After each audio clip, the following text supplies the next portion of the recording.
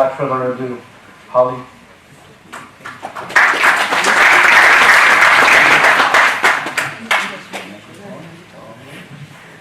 And here it is. Thank you. And in just a minute, we'll put up that video. Hello, everybody. Thank you so much for having me here today. So appreciate it. I'll try to not have my teacher voice on too much. I was a teacher for 20 years, and so truthfully, I do not need this microphone because I think the very back of this building could probably hear me without a microphone. So I'll try to keep it subdued. But I'm so happy to be here. I actually got into Rabat a couple of days ago so I could see the beautiful sights of this city. I've had such a lovely time and seen so many gorgeous things here. I've just really enjoyed my time. And I'm so happy to be here for this serendipity of your second satellite launch. How lovely that we could be having this conference this week in that regard. So I am in the profession of making space settlers. A wonderful space entrepreneur and icon, Richard Garriott, also a huge game designer, talks about something called the giggle effect. This really touched my heart. The giggle effect is when you discuss an idea and people listen to you and they're like, kind of snort, laugh you off a little bit.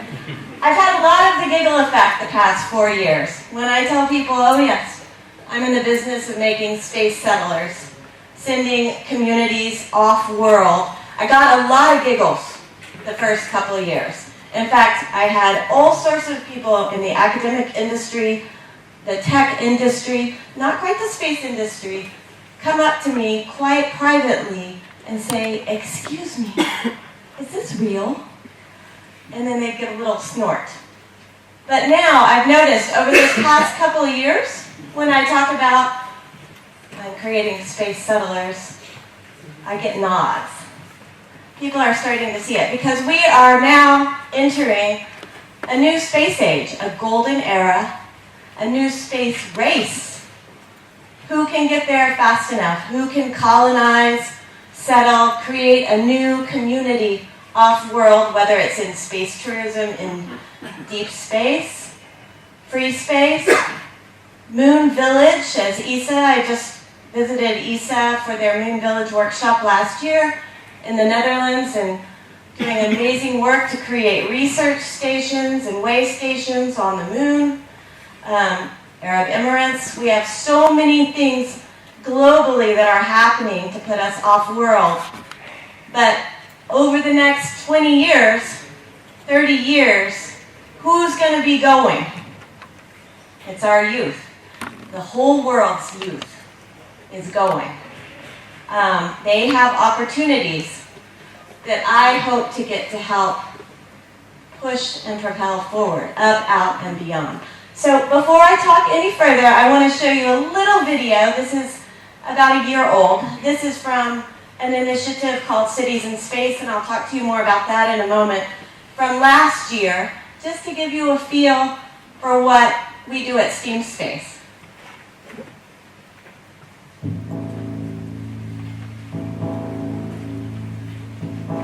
ENSIAS is a translucent chlorine-based plastic.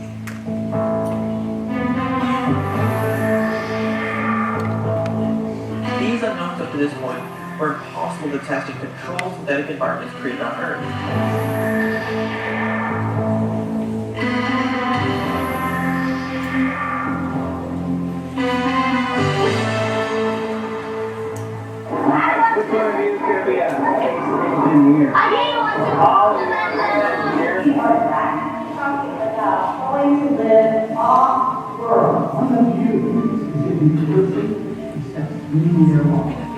Satellite space so we can learn our understanding of what we need. Not trying to do things like ideas together to make good things. If you need food, you just scan it, or if you're sick, they pull up all your medical records. It's where you put all your waste and it turns it into weird. What inspires?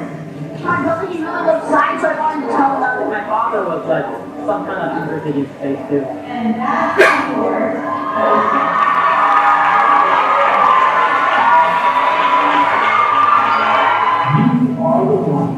to transform tomorrow. Thank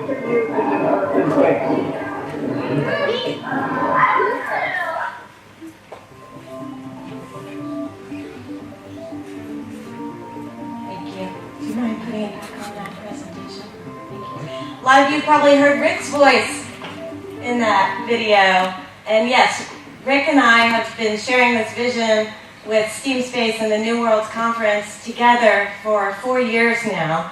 And it's been a lovely, lovely journey with a shared vision because we get to have industry engagement, we get to have the reciprocity of the adults working with the children.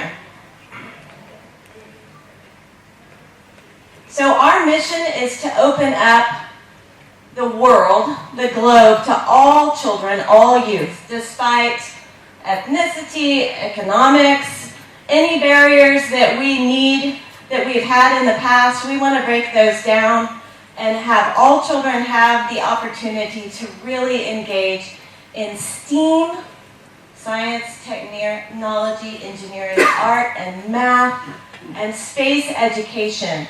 We found that there's a lot of children who don't get this kind of engagement, and that's why we've been really happy this year that we've been able to open up and go global with virtual competitions and all of that. We've seen so many amazing things happen, really, since the shuttle system in the U.S. began closing down. We've been seeing this rise of commercial space. These are just a few of, the main suspects that you see so much. We see everything like Rick was talking about earlier, the opening for space tourism, even space hotels, the beams that Bigelow Aerospace has been working on with ISS. We see SpaceX working on missions to Mars and getting 100 passengers for the big Falcon rocket. And also the Dear Moon project, where he's going to be taking many passengers, 10 passengers around the moon, including several artists, which I applied for. Having reusable launch systems has made all the difference. Like we talked about earlier this morning, you don't want to travel somewhere then throw half of the supplies and half of the rocket away. Being able to have reusable launching systems will make it available to so many people over the next 10 to 20 years. We'll have amazing opportunity to get to have space open up to everybody. And new industry, deep space industries for asteroid mining, and so many others are helping us all to move forward. What I tell my students with STEAM Space in our community all the time is as we open up the world, the universe, the living off-world, it's not just going to be the engineers, aerospace, scientists. If we're truly going to thrive, not just survive, we will need everyone. We will need the artists, the lawyers, the historians, the doctors, the farmers. Everyone will be needed to have a truly thriving community, not just a surviving community. So when we first started Cities in Space, was in March of 2015, there wasn't a lot of time to get it going. I think I had about 4 months. And I was like, well, we'll be lucky if we get 75 kids. 75 in 4 months. That's a hopeful dream. Well, as I opened up registration, weeks went by and we had 100, then 200, then 300, and all of a sudden, our whole team was in a panic because we were having to shut down due to fire code at 500, and we were still turning schools away. It's been like that every year. We had our 4th year this year. We've reached maximum capacity. What we've seen is there is a huge desire and a huge drive from children across the globe and from teachers and professionals to have STEM and STEAM with the space industry and engage in this. But what I also have is a second initiative. Being a teacher for 20 years, I'm now a retired teacher, but I learned a lot about what is successful in teaching, and I'm a big believer in progressive education. Does anyone know what I mean by progressive education? Project-based learning? Okay, so academics are wonderful, but compartmentalization does not work very well in education for our youth anymore. We are a global world. Children can get on their cell phones and connect with people across the world immediately. So being able to have a fully holistic program that's fully connected is imperative. Not just academics, but truly teaching leadership, accountability, collaboration, empathy, responsibility. This is what truly makes a global community, and this is what it means to thrive. So, at Cities in Space, children will work all during the school year to prepare. They all have the same requirements. For the Cities in Space competition, they design off-world settlements. They need to be able to sustain 1,000 people, and they need to thrive. They have another option to work on emerging technology that can help with the space industry. So though they all have rigorous academic requirements, I'm going to come back to that in a minute, they can still present to our professional industry judges on any topic they want. This is where it makes this space competition a little bit different than a lot of your NASA competitions.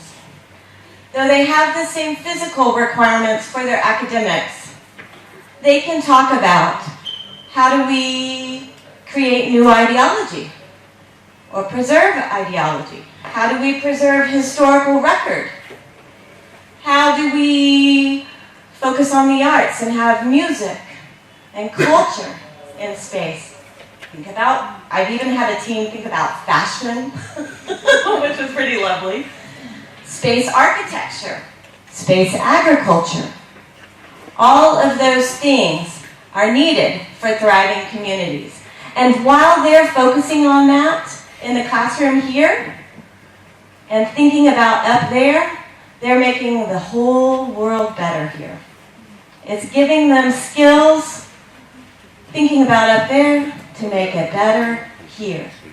And while we do that, we're creating that pipeline. They're starting to think, oh, I want to go to college for this. I want to study this. So I'm going to show one quick little video before I move forward of one team.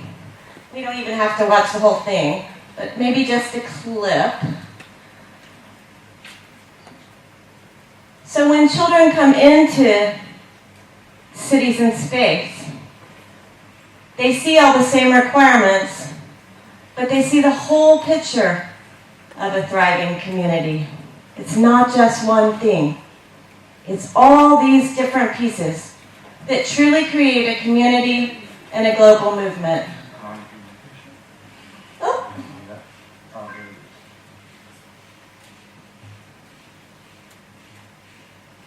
Maybe. So this is from a middle school group. They're 13 years old. For most of human history, a voyage to the moon was the fantasy of the adult brain or foolhardy, for only divine beings and Superman could make the journey. But then humans went aloft on mechanical wings, defying gravity and redefining the realm of possibility. And the moon was within grasp of whoever could build a machine to take them there. But what if we could do something even more daring? What if we could live on the moon? The Lunar Genesis team is planning to put a base on the moon that will be able to house 1,000 people. The base is called the 14th Colony. It will be built on the rim of Shackleton Crater, which is located on the south pole of Atkin Basin, formed from a meteor that hit 3.6 billion years ago. We chose Shackleton Crater because it has water ice and we have more daytime. The more daytime we have, the warmer it gets. The average moon night is 14 Earth days, which can get to temperatures as low as negative 173 Celsius. The rim of this crater has only 2 Earth days of night per cycle, which will increase temperature to be much more bearable. We want the colony to be suitable in resources and economics. Sustainability is important because it is expensive to transport materials to the moon. Our base needs to be able to support itself without a lot of outside import. Helium-3 is an excellent and efficient source of energy and does not produce as many radioactive emissions as similarly powered fuel sources. This will help provide safe and efficient lives to inhabitants of the moon and on the Earth. Our base will provide its inhabitants with a suitable living environment, proper nutrition, and almost all modern necessities, as we want our residents to be comfortable, engaged, productive, and most of all happy. So now we have discussed the goal and our plan on doing it. Let's go into more detail about our base. The 14th colony will consist of multiple domes, all connected to each other by tube-like passageways. These passageways will be placed above ground because it is easier than trying to get them underground. This will allow people to travel all throughout the base. The center dome will be divided into 3 sections. One section will be the main cafeteria. Another will be a malting area where you can buy clothes, spacesuits, and other attire. The third will be an exercise center. On the second floor, there will be a command center. This will give us useful information for running the whole base such as oxygen concentration and powering orders. The cafeteria will have a passageway leading to the base's houses and another one leading to the greenhouse. The frame of the domes will be made out of titanium. We chose this metal because it is the strongest raw metal in the world, and also because it is available on the moon. For building the domes, we will use a thick layer of ethylene. Thank you. So that's a little snippet from a team of 13-year-olds. They put a lot of work and thought into that, mixing the technology, the science, thinking about sustainability in the environment, having a low footprint, how to collaborate. And they also have to really think about how they do that, how they do their presentation. So learning about presentation skills and collaboration is key for being a successful business person later on. One thing I love is that since we are creating a movement of youth globally, that students and teachers will contact me and say, give us another school to talk to. Let us talk to someone in another country. Let us talk to someone in another city. And instead of having this vicious competition, they end up practicing for each other, collaborating, supporting each other. And yes, they all come to compete, and of course, they're children. They want to win. And we have some very excited winners. But because they're all planning together, they truly come as a community, and we see this amazing support for the teams as a whole. Makes my heart very happy. They'll get to have practice for presentation skills, like I said, since we are really working on creating the pipeline and letting them work directly with entrepreneurs, CEOs, researchers, founders.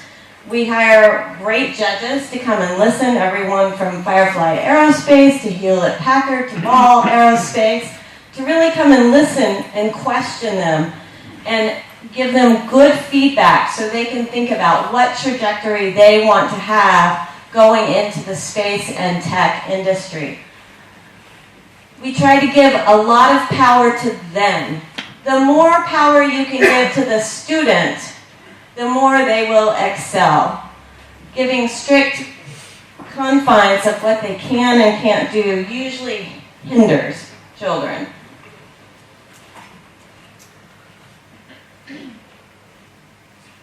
So I had to put that up, Rick. As Rick explained, Jeff Bezos attended the New Worlds Conference, and I was very happy to see him for Steam Space. One thing that is so important is for our students to have business engagement, to be working with entrepreneurs and researchers. Not only does it help the student in building that pipeline, seeing what trajectory they want to go in, but the adults need this. Our current CEOs, founders, and leaders need to see what's coming. It's them who need to prepare for our youth. Very different kind of child now, growing up with so much technology, so much global communication. This is a reciprocity that needs to happen so they can see who their future employees are going to be and maybe future employers. We already have created many, many partnerships, including KSF, very happy about, so we can support each other. I love it that we've joined hands with so many other nonprofits so we can share a vision moving together, and we can be a role model for this community of building upward and outward into the stars. We've had many sponsors now supporting us. I think that the world is starting to catch on that these children, our youth, are the ones that are going to be settling in space and off-world. One of our next initiatives we're planning on is to create an academy. This will basically be an online, a MOOC, an online user-friendly academy that you may use in schools, homeschooling, off periods, after-school programs, because every time Cities in Space ends, teachers and students come up to me and say, what's next? How can we do this all year long? And so my team and I are working hard to create a platform that will have industry engagement all year. We'll have CEOs, founders, entrepreneurs, scientists, and artists and writers directly working with students globally on this platform so they can be problem solving and also be getting skills for leadership while they're at it. We hope to be opening this academy probably in the summer of 19. That is our fingers crossed, depending on funding. But we're very excited about it. This way we can have true global communication, a true movement to creating the STEM and STEAM pipeline. One thing we've found is with this huge interest, I've got to put a plug in for so many girls with STEAM Space. We've had 65% girls in this competition every single year. And we see that this is a movement that is really leveling all playing fields, no matter who you are, where you come from, what you do. And we want to support that, only getting better and better. Does anyone have any questions for me before I stop? Any thoughts, ideas? No? Okay, well, thank you so much, and I really appreciate it. Thanks for letting me be here.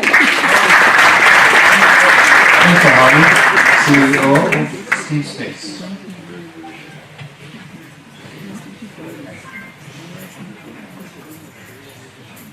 So the next presentation will actually be just a video. No presenter here. He wasn't able to make it. So I will usher him in, and if there's any questions after, I'll be very happy to either answer or take notes. The next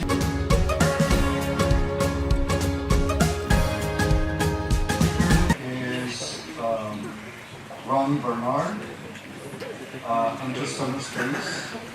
He is presenting the Satori Spike engine, and again, I believe it's a concept which Dr. Kayali had a short video about in the very beginning. So, one moment.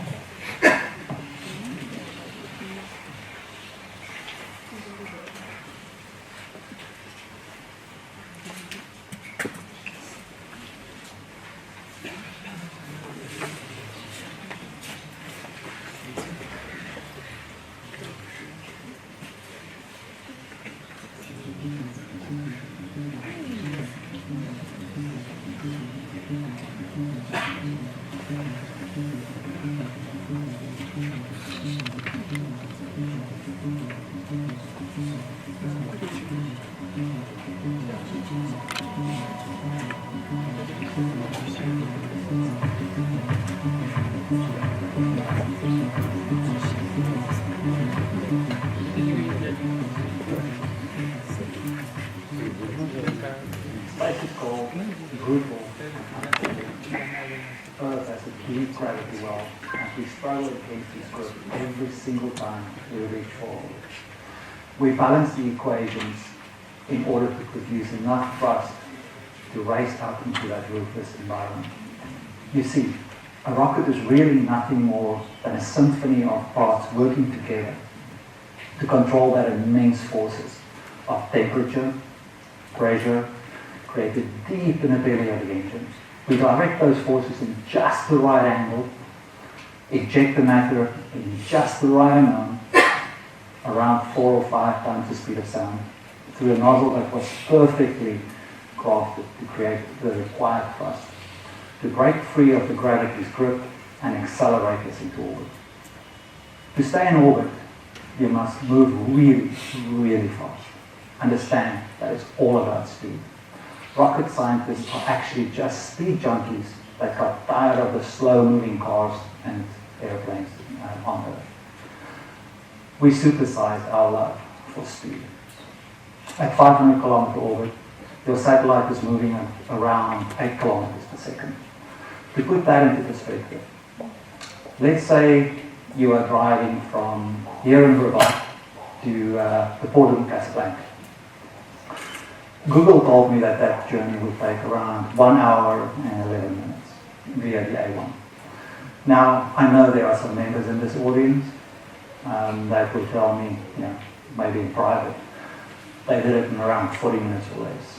But no matter who you are, you will not beat a satellite. You see, that 1 kilogram piece of hardware would do that same trip in just 11 seconds. If anything could move that fast at sea level, it would burn up from the friction in the atmosphere. Let us spend a moment on the journey that 1 kilogram takes into 500 kilometer orbit. Not just get it up there, but actually make it stay up there. I could write down the rocket equations, and they are not difficult to understand, very simple equations. I could explain to you the chemical reactions required to create the necessary thrust that might excite chemical engineers and rocket scientists.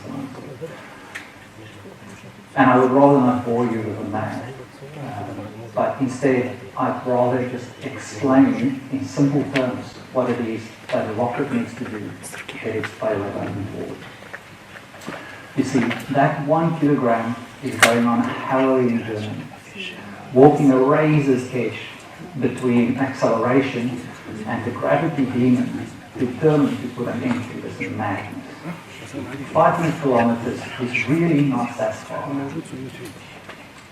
It's roughly a straight line distance between, let's say, Tangier and Marrakech, London to Paris, or even LA to San Francisco. But instead, that distance not being horizontal, but straight up into the air. So it's not really that far. Up there, 500 kilometers, that's where you'll find the International Space Station. You'll find a myriad of hundreds of other satellites at that particular orbit. Using a conventional rocket of, let's say, a well-known American company whose rocket name is named after a flying predator. Let us follow that journey of that 1 kilogram from sea level all the way up into space. We start at the launch site, where our velocity is 0 kilometers per second. Once those engines ignite, that little satellite experiences an acceleration force. At first it's very tiny, but then it rapidly builds up to 3 or 4 times the gravitational force. In theory, your 1 kilogram satellite now weighs between 3 and 4 kilograms. Not actually, but essentially the forces acting on each nut, each wire, each soldered point is 3 or 4 times that as when it was at first. So you'd better hope that you get a resilient job making sure that everything is secure. And by this time, you really have reached that point of no return. There are violent vibrations from the bombs exploding inside the belly of these engines.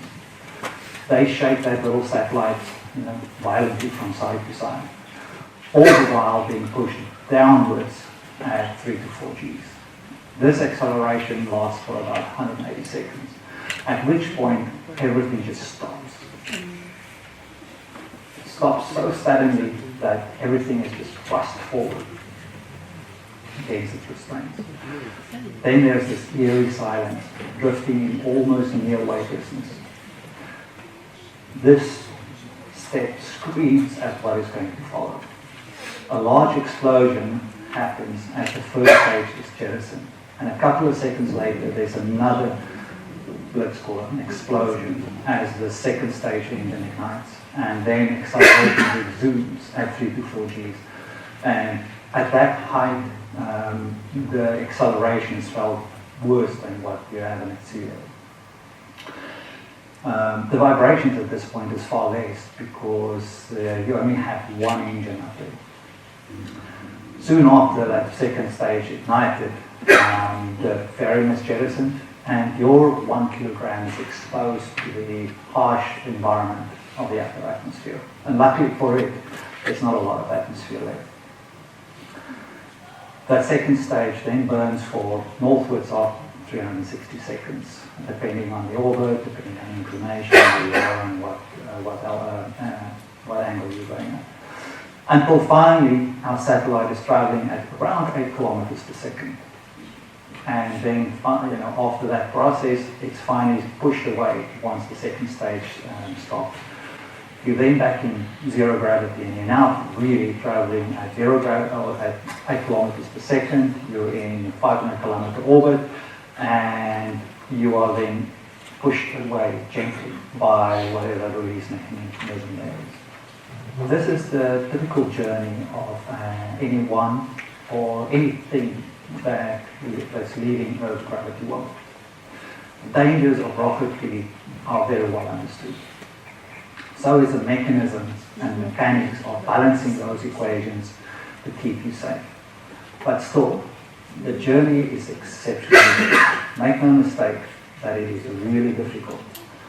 Those equations are balanced for the pressures and the temperatures inside the engines, the materials the engine, the structure and the tanks are made of, the chosen fuel and oxidizer, the pumps pushing the cryogenic fuel and oxygen at tremendous pressures into the inferno inside the engine.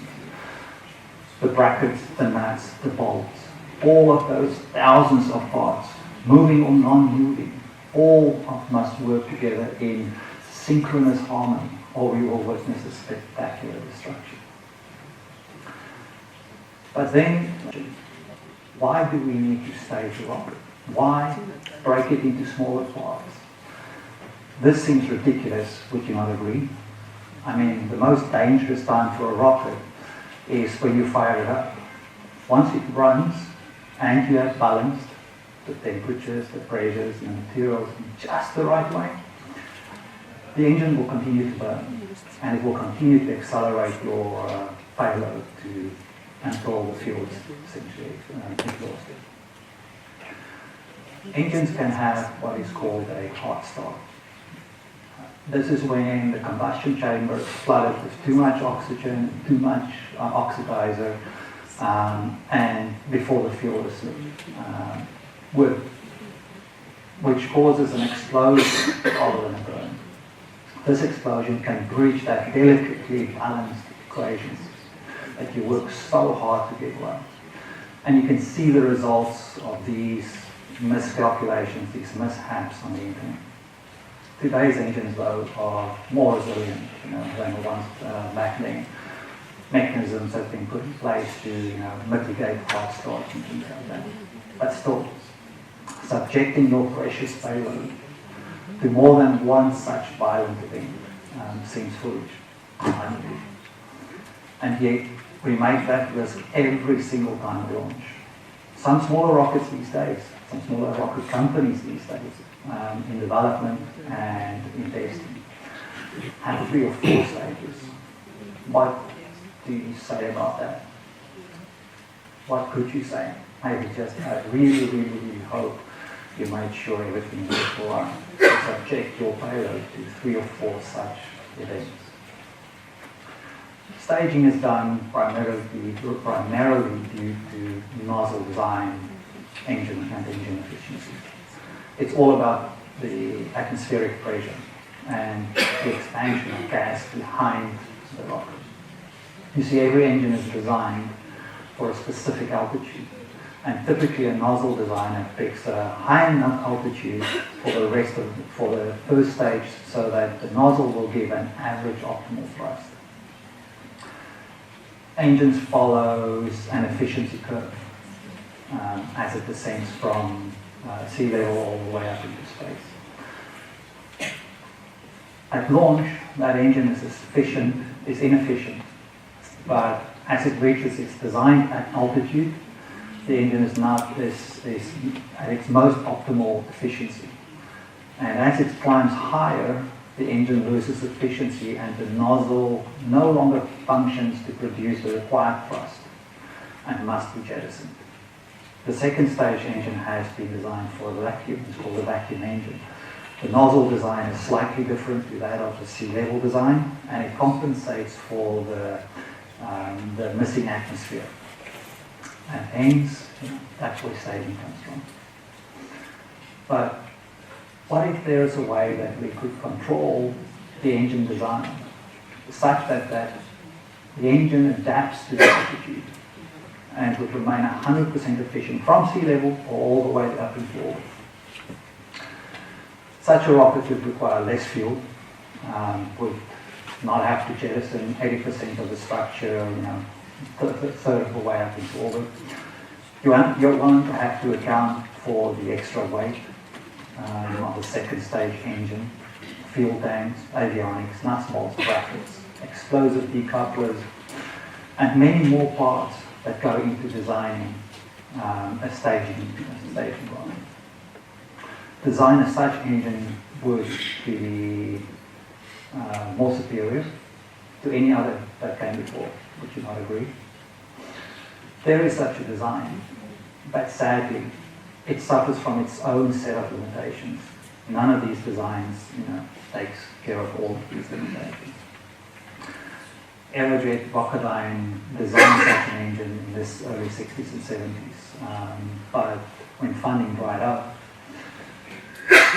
everyone would rather use the trusted and well-known technology of the past than bet on something new. The linear aerospike engine is what we're talking about. That engine allows for efficiencies from sea level all the way up into vacuum, but it has smaller faults to do with multiple combustion chambers, combining multiple supersonic flows, ramp sizes, and many others. Here is where interstellar space comes in. Let me present to you the Satori series of rockets. Satori means sudden enlightenment, and when I designed this engine, it was like a sudden enlightenment. Satori 1, the first in the range in the series of engines, is a single-stage orbit launch vehicle, and it's been built as a dedicated launch provider for the small satellite market. It's capable of lofting 150 kilograms to 500 kilometer orbit without staging, making it the safest, most cost-efficient rocket in design today. Our engine, the ISIS engine, are built on an augmented recoil spike design, which do not suffer from the design flaws of its cousin, the linear aerospike.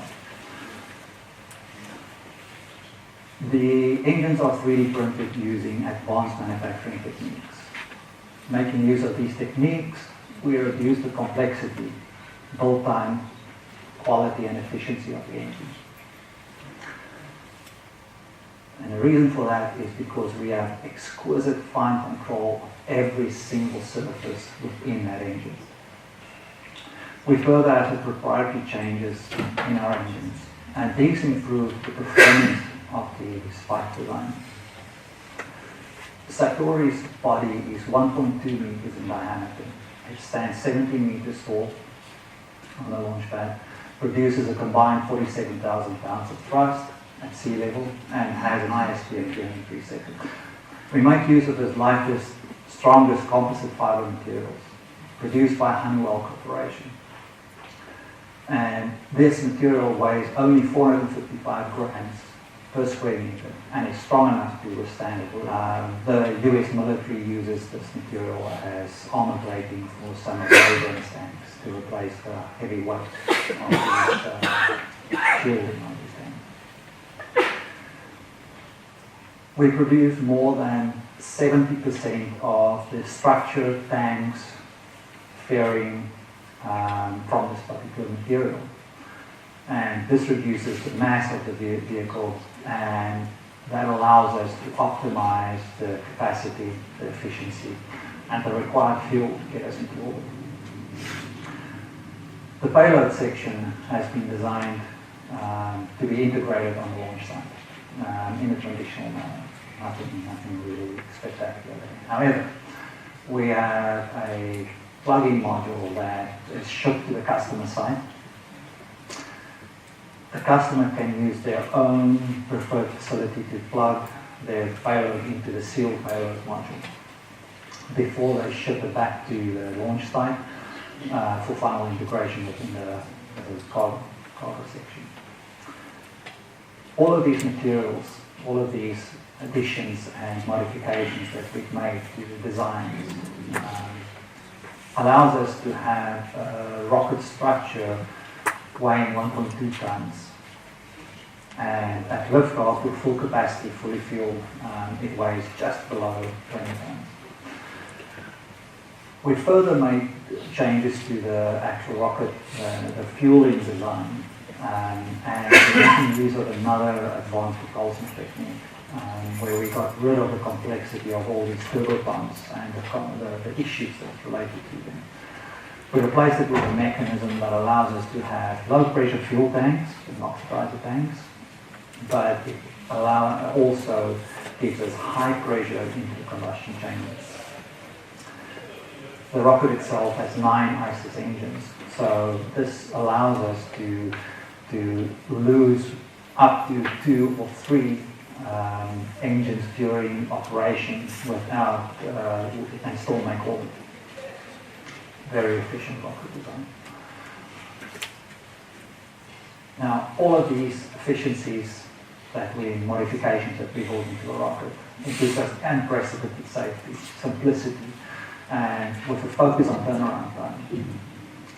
It allows us to rapidly build launch vehicles for our customers, and our goal is to be able to launch initially once a month, and then after that launch once a week, and then start escalating the schedule so that we can service our customers better, whether that is international customers, local US, military, research, commercial. Those are the markets that we're aiming for with this first generation of our engine. You see, evolutionary selection has primarily operated on groups and not individuals. Teams win and lose. Companies succeed and fail. Nations and empires rise and fall. For that very reason, we are looking for partners. We're looking for investors, individuals, private or public sector, or companies that are willing to put action to dreams and help us usher in this next phase of human expansion. Thank you. All right. Thanks for running.